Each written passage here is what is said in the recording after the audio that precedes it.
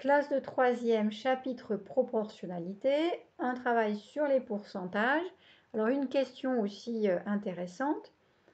Donc la vidéo précédente, je ne sais pas si vous l'avez regardée, mais elle est rudement utile, savoir si j'augmente d'un certain pourcentage, puis je rebaisse du même pourcentage, est-ce que j'arrive sur mon point de départ? La réponse est non.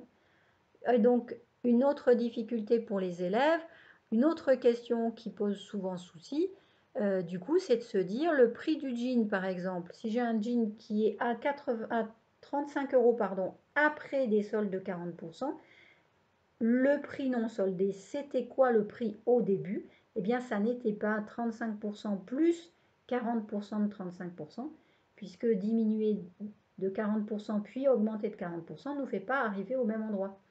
Donc ça, non, ça ne marche pas.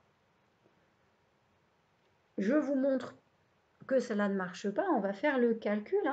Donc si je calcule donc le prix de départ, si je calcule mon prix de départ de la façon suivante en faisant 35 € plus 40% de 35 €, je fais ce calcul, truc basique que maintenant j'espère que vous savez tous faire. Si vous ne savez pas faire, allez revoir les vidéos de leçons. Donc je fais 35, pardon, on ne voit pas ma calculatrice, ici j'y suis, 35 plus 40 sur 100 fois 35, ça me donne 49 €.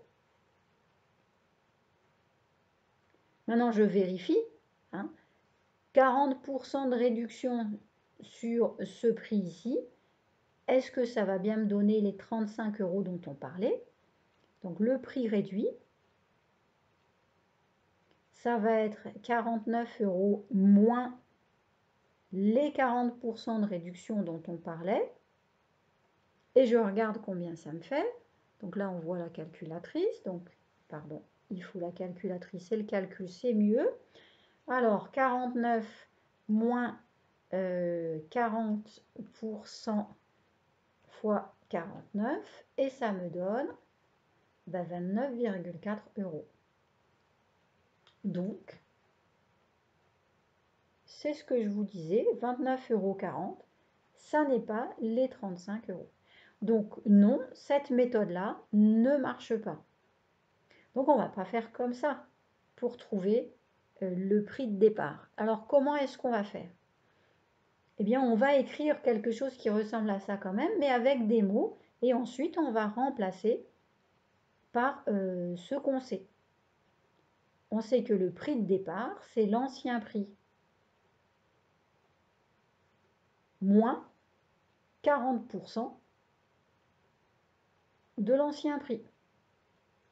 Pardon, pas le prix de départ, le nouveau prix.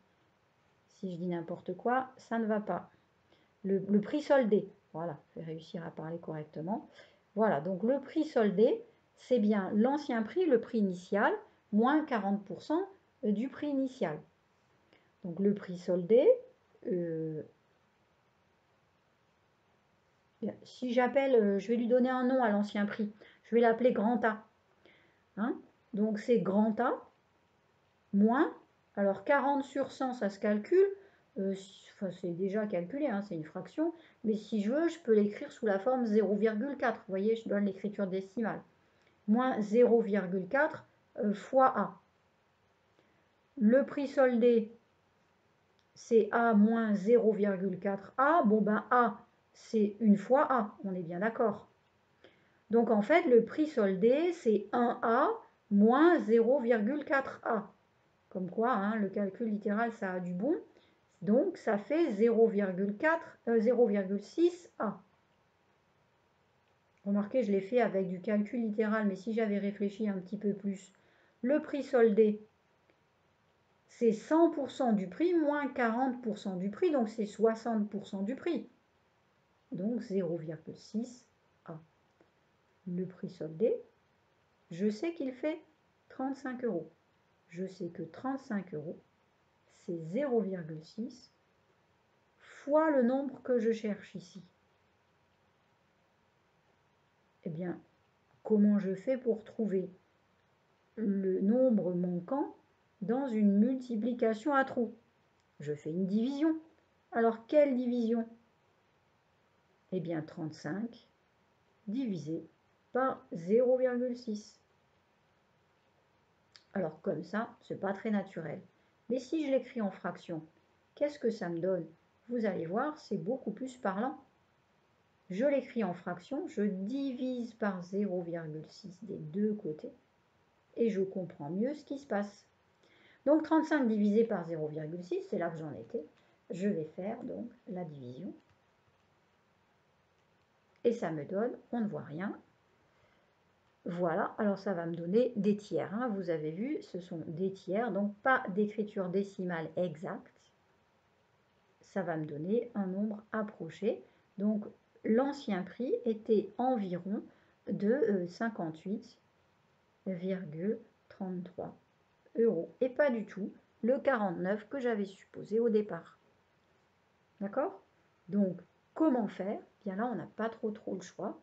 Il faut réussir à trouver qu'est-ce qu'il reste du prix de départ quand on a soldé.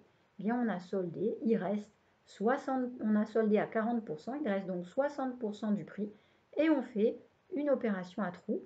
Donc ici, une multiplication à trous. On trouve le nombre cherché. C'était donc bien notre prix de départ.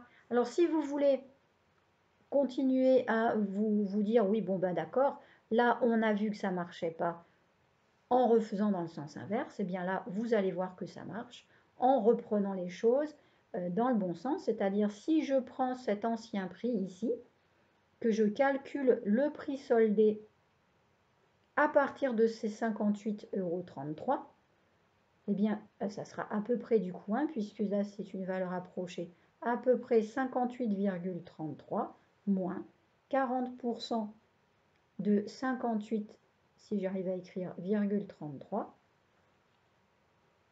Alors, est-ce qu'on y voit quelque chose? Oui. Donc, 58,33 moins 40% fois 58,33 et on obtient, suspense, et bien vous voyez, 34,998 €, 35 €. Puisque c'est une valeur approchée, on est vraiment très proche de ce qu'on souhaitait. Et on aurait eu exactement le bon résultat si au lieu d'arrondir ici, on avait gardé la valeur en fraction. Voilà.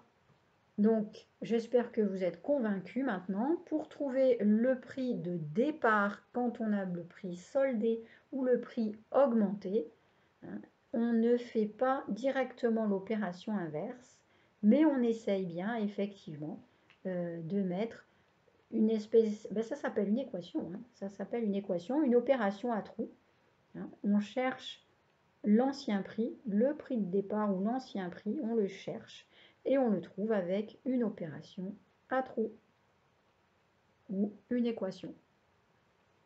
Voilà, j'espère que ce petit exercice vous aura aidé à bien comprendre le vôtre et à bien comprendre un petit peu les subtilités de cette question.